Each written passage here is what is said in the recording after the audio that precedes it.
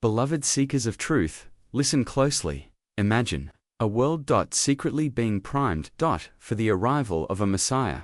In 2020, an Israeli radio host stunned listeners with a claim.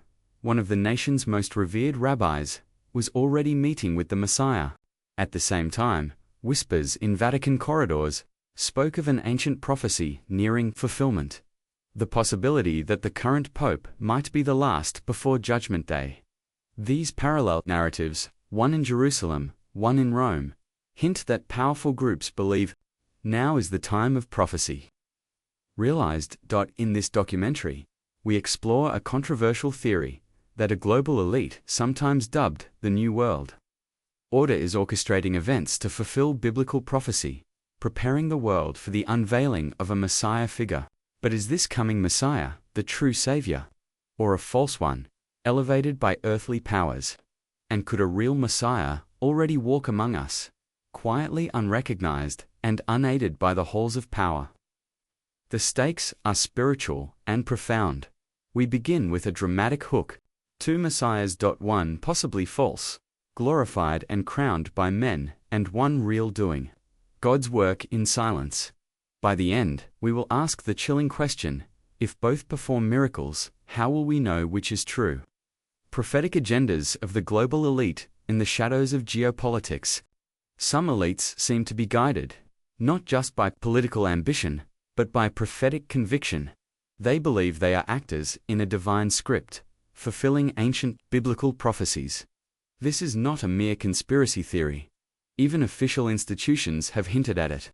The Vatican, for instance, released a document acknowledging that Jews' wait for the Messiah is not in vain, stating that Jews and Christians share the wait for the Messiah, albeit Christians await the second coming of Jesus. This remarkable admission, by Cardinal Ratzinger. Later, Pope Benedict XVI. In 2002, suggested a theological openness to a future messianic age, recognized by both faiths. It was effectively a nod that the messianic expectation remains alive. A striking stance, after 2 millennia of Christian belief, that the Messiah already came. Fast forward to the 2020s, within the Vatican itself, whispers of apocalyptic prophecy have grown louder. In March 2025, as Pope Francis faced health issues, a 900-year-old prophecy resurfaced, predicting that Judgment Day could be near, and that Pope Francis might be the last pope. This prophecy, the medieval prophecy of the popes, attributed to St. Malachy, ominously claims the final pope, Peter the Roman, will oversee the church amid tribulations, until Rome is destroyed and the dreadful judge comes. Whether one believes this prophecy or not, its popularity underscores that even within Catholic circles there is a sense of imminence, a conviction that humanity stands at the cusp of prophetic climax. The Vatican's own newspaper has noted Pope Francis's efforts toward global unity and fraternity, such as the document on human fraternity he signed with a Muslim imam in 2019, which inspired the Abrahamic family house, an interfaith complex with a church, mosque, and synagogue, inaugurated in 2023, as a fruit of that vision. To supporters, these moves are about peace and coexistence. To skeptics, they look like steps toward a one-world religion, a possible spiritual platform for a global leader. Meanwhile, in the secular political sphere, often associated with the term New World Order, NWO, influential figures have also invoked prophetic language. Plans like the Abraham Accords, brokered in 2020 to normalize relations between Israel and Arab states, were celebrated as heralding a new Middle East of peace. Some prophecy watchers noted the eerie resonance with biblical predictions of end-times peace pacts, even speculating about the covenant with many. In Daniel's prophecy, it's as if various leaders, religious and political, are consciously aligning their actions with end-time scenarios outlined in Ezekiel, Daniel, Zechariah, and Revelation. They may see themselves not just as policymakers, but as instruments of destiny. Crucially, those perpetuating this grand agenda believe they are acting spiritually, not merely politically. In their view, globalization, interfaith, unity, and Middle East peace aren't just geopolitics, they're the stage setting for the Messiah's arrival. Some even suggest that the chosen Messiah is already alive on earth, perhaps being carefully kept out of the spotlight until the appointed time. Could such a figure be hidden by the Vatican or other powers, awaiting a choreographed debut? It sounds like fiction, but as we'll see, prominent religious authorities in Israel have made stunning claims that feed this theory. The Messiah is here among us. Rumors from Jerusalem 2020. As the world grappled with a pandemic and upheaval, prominent Orthodox rabbis were making headline-grabbing pronouncements. Rabbi Tkuem Kanievsky, one of the most revered Torah sages of his generation, publicly hinted that the long-awaited Jewish Messiah was already alive and awaiting his moment. In a written discourse, Rabbi Kanievsky announced, "The Messiah lives and is with us right now, and the redemption is ready and waiting." He added that when Israel merits it, the Messiah will be revealed and redeem them immediately. This wasn't a vague homily, it was a clear statement that the Messiah is present on earth. In this generation, Kanievsky even emphasized that all the signs have been fulfilled and that we are looking forward at any moment to the coming of the Messiah, if God wills it. The implication was electrifying.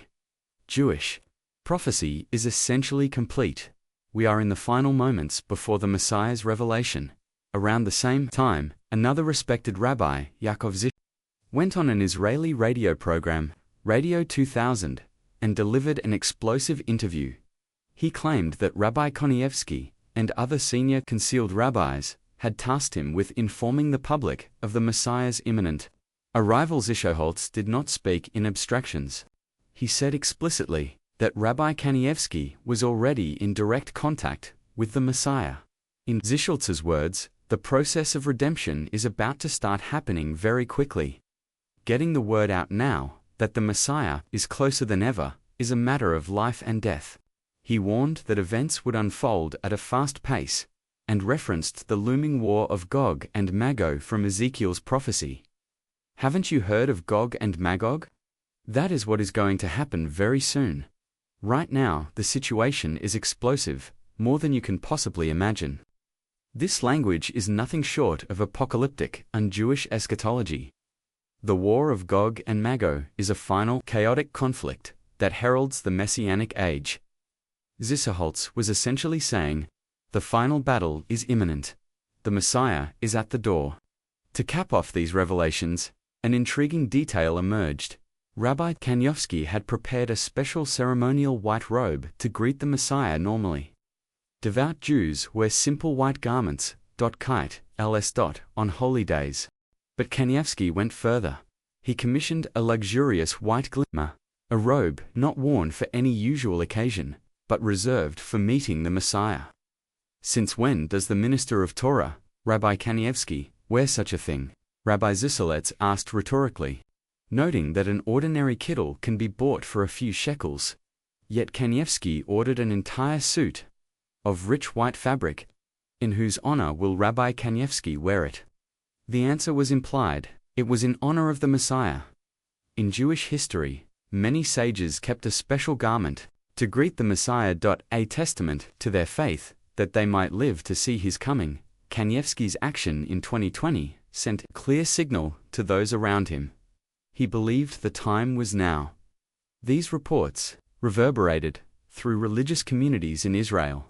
Thousands flocked to ask these rabbis for guidance, and many ordinary Israelis began to wonder if the turmoil of recent years was indeed the prelude to redemption.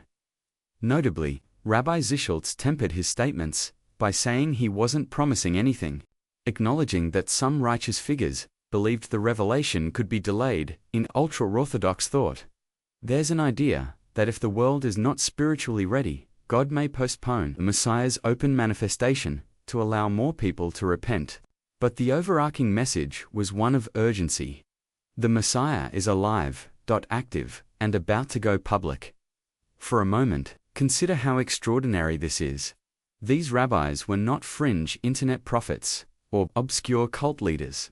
They were mainstream, widely respected authorities. In Orthodox Judaism, their words carried weight. When they speak of the Messiah's presence, many listen, and intriguingly, their claims dovetail with that theory of an elite plan.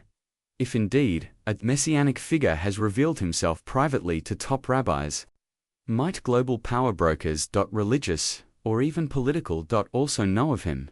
Is he hidden somewhere? Being groomed for the right moment.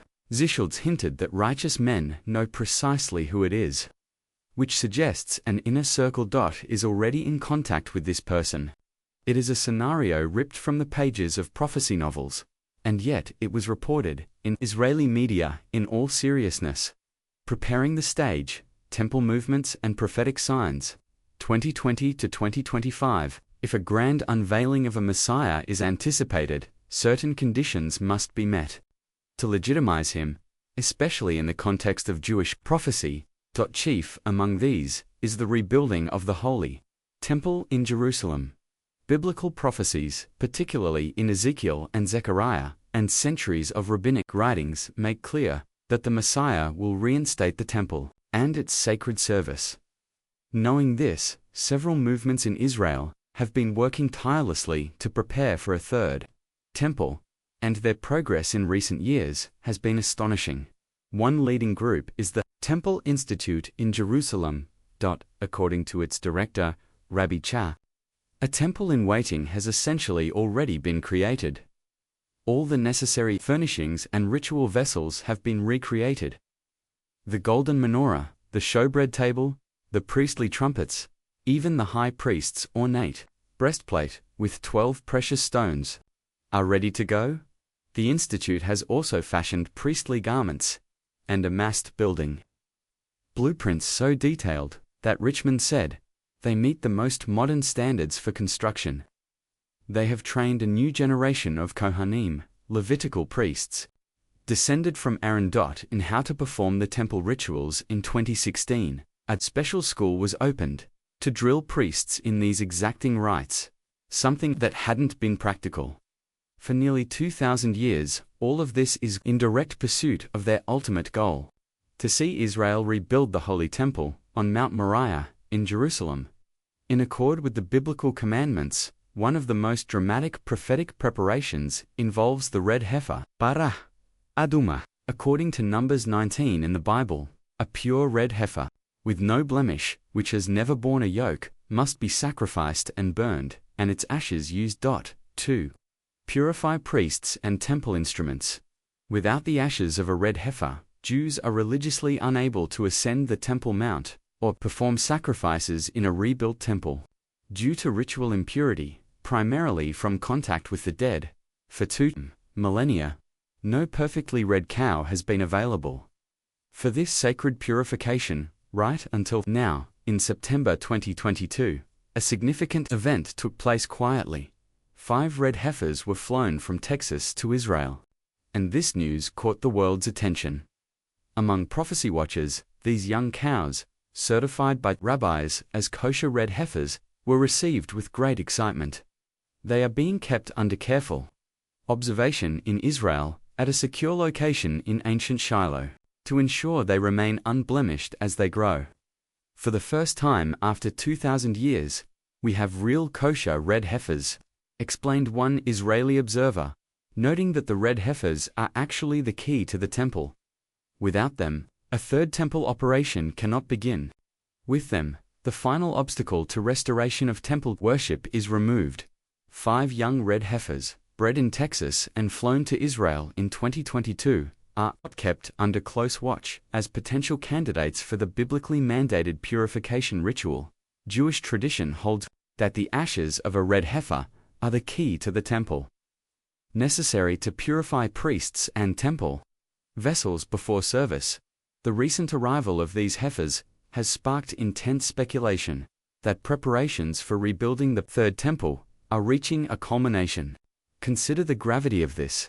For centuries, this ritual was impossible. Now, suddenly, it's not. It suggests a powerful, intentional effort to fulfill ancient prophecy, a deliberate stage-setting, for a figure who will require this purity to officiate in a rebuilt temple. This aligns perfectly with the claims of the rabbis of a Messiah already present and ready to be revealed. The pieces are falling into place in ways that are impossible to ignore. This isn't just about religious belief, it's about physical, tangible preparations happening right now in our lifetime. The world is changing, events are accelerating, and the stage is being set for something truly monumental. The question remains, who is this Messiah? Is he the one spoken of by the rabbis, or is there another, a true one, hidden in plain sight, while the world prepares for an impostor? The stakes are higher than ever. Discerning truth from deception will be paramount for the very salvation of souls. So, beloved ones, stay vigilant, seek discernment, and always look beyond the surface for the true signs of the divine. Thank you for joining me on this journey into prophecy. May your spirit be guided by truth, and your heart be filled with understanding. Until next time, beloved souls.